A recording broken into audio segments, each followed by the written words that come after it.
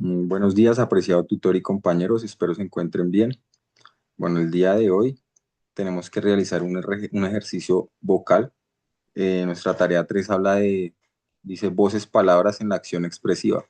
Básicamente es como fortalecer esa noción de sí mismo, ¿cierto? Por medio de expresiones corporales, en este caso los ejercicios que vamos a realizar como práctica vocal, pues para darle un inicio a esa segunda parte que nos solicita la rúbrica, que en este caso es realizar un texto que sea de nuestra propia autoría, ¿no? Que tenga una reflexión también moral en la sociedad. Este caso lo llevé muy al campo de pronto de las ciencias sociales. Bueno, vamos a comenzar con unos ejercicios muy sencillos donde vamos a gesticular, vamos a mover nuestra cara, o sea, vamos a hacer muchas caras y pues para empezar a calentar los músculos de la cara y poder pues así proceder con el texto.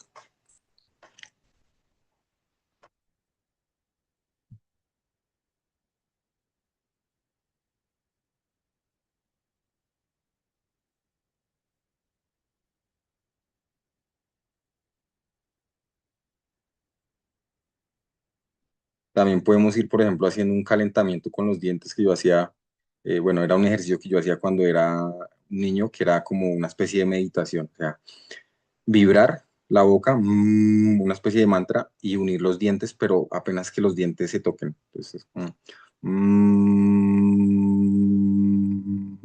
y concentrarse de pronto en el sonido, la vibración, para que lo pueda relajar, para que el cuerpo se relaje o la mente se relaje. Mm,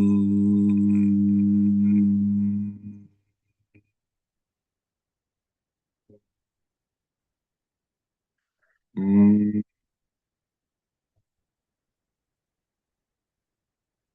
bye. Mm, bye. Bueno, para hacer otro ejercicio de calentamiento bucal, vamos a pronunciar, por ejemplo, vocales, las vocales. Entonces, ay, yo, ay, yo, ay, yo, ay, yo, ay, yo. Si uno se da cuenta, por ejemplo, el sonido, en los oídos, o sea, el sonido se mezcla y pues siempre logra como esa transformación, se puede decir, ¿no? O ese cambio pues en la mente o en el cuerpo, o sea, lo relaja, lo calienta y pues de todas maneras es un buen ejercicio también para empezar una lectura. Bueno, yo no suelo escribir mucho, francamente, pero pues este texto me pareció muy bacano, disfruté mucho de este espacio, haciendo este espacio, reflexioné, era un texto que pues era un poco personal, o sea, cómo veía de pronto eh, la sociedad o cómo se ve un poco la sociedad, yo lo llevé a eso, ¿cierto? Entonces, o cómo puedo ver un poco a la sociedad reflejado en este texto. Entonces, de pronto algunas personas no se sentirán identificadas, otras personas pues no les importará y pues habrá alguna persona que le guste, que le parezca interesante. Bueno, el texto se llama básicamente El perfume de los disfraces y una sociedad inerte. Eh, ¿Por qué? Porque pues es básicamente es un disfraz de la sociedad, siempre hay que ponerse una sociedad y una sociedad inerte todo el tiempo, eso es que, o sea, es un perfume inerte, ¿sí? Es un perfume que está ahí pero que no se puede sentir. Entonces, la gran tramoya del olvido tiene como eje la trivialidad, pues de la teatralidad política y sobre el dolor poco sabemos, sobre fraudes y silencios sí que menos. De todos estos actores de globos desinflados con colores de partido y maquillar el luto como sainete de patria boba, que tan solo intenta repudiar su propia perfidia, esa que solo reconocerá hasta el día de su propia muerte. En esta historia y en este contexto, la putrefacción lleva como compañeros al miedo y el disfraz. Son personajes. El miedo no es una idea abstracta, es un personaje vigilante y silencioso que viste un uniforme de los antiguos capataces de las plantaciones bananeras y que porta el libreto de las viejas reformas rurales, encargado de revisar que nadie salga a la calle del pueblo sin el disfraz de la sumisión puesto. A su lado avanza una sociedad inerte, un personaje colectivo que de hombros caídos camina por pura inercia, mientras carga en sus brazos un mocoso consentido llamado el olvido.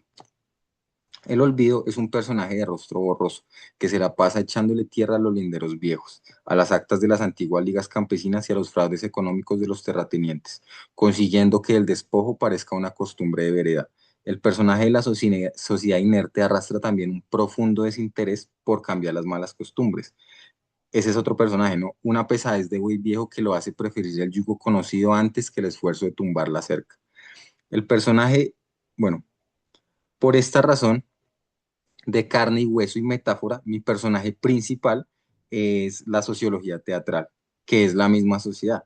Ella misma camina con paso de alpargatas por la calle del pueblo, vistiendo falda y bayeta, en una plaza trancada por el control patronal. Detrás de ella, oculta en un rincón oscuro y tapada con costales de fibras viejas, la historia, bueno, llora en la historia sin que nadie lo vea, arrastra cadenas hechas de vías férreas y sindicatos traicionados. Nadie la escucha. La falta de escucha y despojo de reformas agrarias la han vuelto invisible para los apareceros.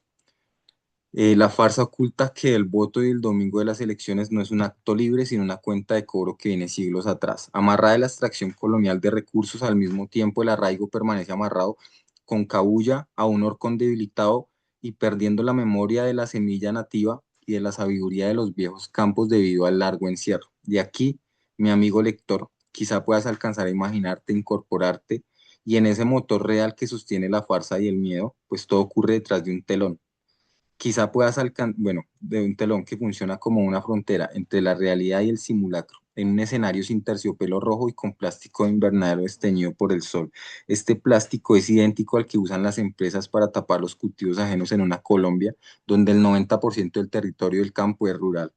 Frente a este escenario se activa un saber local práctico y penetrante nacido de la herencia de la violencia, una violencia que dejó un saber basado en el miedo. Sin embargo, es la sociedad encarnada en la sociología teatral desde la sinergia, que era lo que hablaba, por ejemplo, el autor también, la que, bueno, un autor llamado Manfred Max Neef, la que decide usar ese saber agudo no la hace para sostener la farsa, sino para activar el perfume de la polilla, el aroma detrás de la ruda, el humo del tabaco y la resina de pino. Entonces, bueno, acá al soltar esa fragancia cargada con el saber comunal y la humildad de los abuelos, el golpe seco sobre el rostro de la comunidad, el maquillaje del luto y la manteca de la perfía se empiezan a correr por el mismo sol, dejando de ver veras cicatrices del despojo de las tierras. Al oler el rastro del monte vivo, el arraigo abre los ojos y comienza a tironear de una cabulla, recordando que la soberanía se siembra, el miedo con su aporte de capataz recula un paso asustado por primera vez al ver que su control se afloja ante el olor de la memoria, mientras que la sociología teatral estira la mano hacia el plástico tostado del invernadero e invita a la sociedad inerte a rasgar ese simulacro con sus propias manos trabajados, o sea, de las manos de los trabajadores para mirar la luz y salir de ese encierro, ¿no? Bueno, me perdonan, no, no, puede que no haya quedado perfecto, pero pues es algo que tiene su moraleja y pues tiene mucho sentido común actualmente lo que estamos viviendo, bueno, lo que ha habido Colombia durante mucho tiempo, ¿no? Bueno, la moraleja es que yo considero que esa historia relaciona al lector con el pasado, como les decía, con ese mundo actual, esa tecnocracia que era una de las palabras claves que ha utilizado, cierto que es utilizada como con ese maquillaje del poder, esa igualdad, que nada justifica la precariedad, nada justifica la violación de los derechos, y finalmente todo consta de una organización colectiva para empezar a ver de pronto proyectos más duraderos, que sean más, eh, bueno, el punto es ese. El siguiente texto que voy a decirles, pues es en inglés, es la siguiente parte de la rúbrica. El texto es bueno, de un personaje turco, ¿sí? Entonces, bueno, que consiste como, pues primero desarrolla ese pensamiento crítico, ¿no? Detecta ese sesgo de la negatividad en la sociedad, o eso fue lo que yo alcancé a percibir. Busca esa autenticidad, justamente, ¿cierto? Frente al sujeto, frente al grupo, que no haya una hipocresía social, bueno, que haya una enseñanza, ¿cierto? Directa y honesta, que se utilice el sentido común por encima de los dogmas, porque pues la lectura habla mucho sobre eso. Entonces, nobody complains Hamza, the homespun philosopher who published theorems in the tea house, was drawn on how Strauss is humanity, to think that a man is never satisfied. When it's a winter, it's cold from him. In a summer, he complains of the heat. The others present neither they heads single for four. And they believe that be so down the patron of the essence of this wisdom. No, Narsudic looked up from his abstracting have you go noticed that nobody ever complains about the springs. Entonces, bueno, aquí se usa un personaje de la filosofía, ¿cierto? Que habla de por qué todos se sienten satisfechos, ¿cierto? De alguna forma, todo el mundo asiente la cabeza, estamos en una sociedad donde siempre estamos asintiendo la cabeza, dándole aceptación a muchas cosas que puede representar algo negativo para, pues, para la sociedad, ¿no? Entonces, este personaje, pues, crea o sea, tiene una esencia de sabiduría, que es lo que dice el texto pero también invita a las personas como a que sean muy críticas, que tengan una criticidad de todo lo que están viviendo, lo que están pasando, que no haya un conformismo de las cosas. Yo siento que es esencial. Bueno, espero que el video haya sido pues de su agrado y nos vemos entonces en un próximo video. Agradecer por esta actividad tan, pues, tan divertida y tan agradable porque realmente sí la disfruté bastante. Feliz tarde, feliz mañana a todos y feliz 20 de julio.